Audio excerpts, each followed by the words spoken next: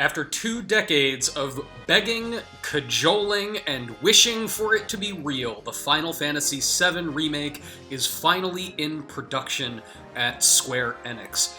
The recent PlayStation Experience event gave us our first look at bona fide gameplay in the Final Fantasy VII Remake, and keen fans will have noticed that there are quite a few differences between the new version of the game and the 1997 original on PlayStation.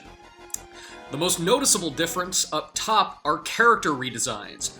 And Barrett, the fearless, flat-topped haired leader of the environmental group Avalanche, is not the only one with a makeover, even though he is sporting some very silly sunglasses, considering that he lives in a city that is underground. His co-conspirators in the environmental group Avalanche have also gotten an update.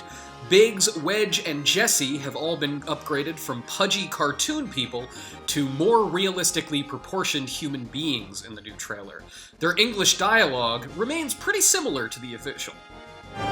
You're doing this for the planet, same as us. Not interested.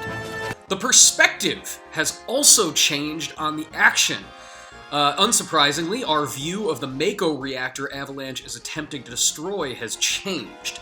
Trading the overhead view of the facility from the original, we now follow Cloud from behind. With Cloud clambering over and through crumbling architecture, Remake most closely resembles Final Fantasy XIII and its sequels. Anyone worried that it will be too similar to Final Fantasy XIII should remember that Final Fantasy VII's Barrett and Red 13 had lame tattoos way before Lightning and Snow thought it was cool. The setting has also changed here in the remake. We get a look at the streets of Midgard in Final Fantasy VII's original legendary opening, but the assault on Shinra is exclusively in the Mako facility.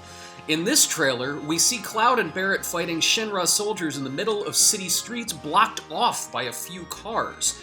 What is in the original game, after they attack the Mako facility, we see Cloud going through Section 8, a district of Midgard, where he is pursued by soldiers, but in the original he's alone, not fighting alongside Barrett. Whether they're fighting before or after reaching the reactor here in the remake's trailer, it's clearly reconsidering where it stages its events. The hallways of the original are, after all, pretty confining, and aren't suited to crazier fights.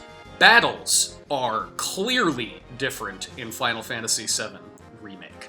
As hinted by director Yoshinori Kitase at E3 2015, the battles in FF7 are more dynamic than the classic good guys on one side, bad guys on the other, turn-based slap and spell brawls. Cloud and Barrett fight off a legion of soldiers in a flurry of acrobatic attacks and explosions right out of the 2005 sequel movie Advent Children in this new trailer. Tetsuya Nomura describes the fights in Remake as an evolution of the battles seen in Dissidia Final Fantasy and Kingdom Hearts. The new fights aren't all different. Keen eyes will spot the classic battle commands arranged in the lower left of the Remake screen, with attack, magic, and summon still in place, and there even appears to be an active time battle gauge just to the left of the characters' names on screen. The hit points have changed in the remake, though. Barrett and Cloud now have way more HP than they used to. In the classic, the heroes start with just a few hundred hit points, but the trailer shows that the both have over 1,000 here. Are we adjusting hit point count for inflation in 20-year remakes? Whatever floats your airboat, Square. And finally, the boss fight. It's nice to see old Guard Scorpion getting work as a boss again after all these years.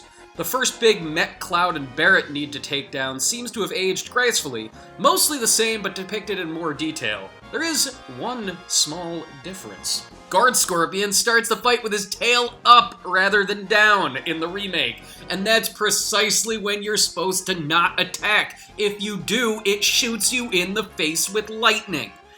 Unless Square is messing with us, which, considering how long they made us hold out for this remake, they probably are. There is one more difference to note about the Final Fantasy VII Remake, though it is not readily apparent in the new trailer. The remake is episodic. It may surprise people to hear that it's going to be delivered in multiple parts rather than as a complete game, but Tetsuya Nomura and Yoshinori Kitase explained in a new interview with Dengenki Online. They said that it has to be broken up because it's simply too big to release as a single game.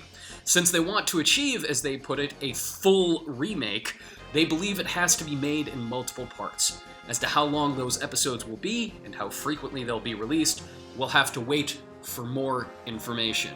If you want more information on the Final Fantasy VII Remake, make sure to follow GamesRadar Plus on youtube.com/GamesRadar.